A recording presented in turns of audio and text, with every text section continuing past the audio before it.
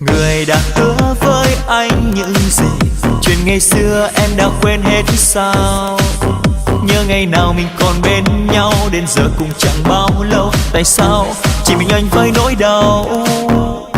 Ngày mình biết cảm giác yêu thật nhiều, là ngày mình biết nỗi nhớ em cũng nhiều. Giờ em đang nơi đâu?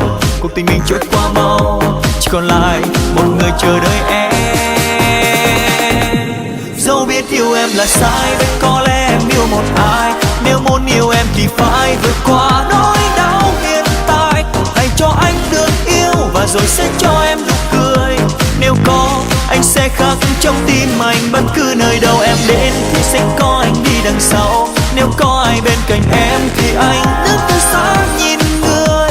Giờ nếu người đó không cho em nụ cười thì xin em hãy đến cho anh một vị trí trong trái tim.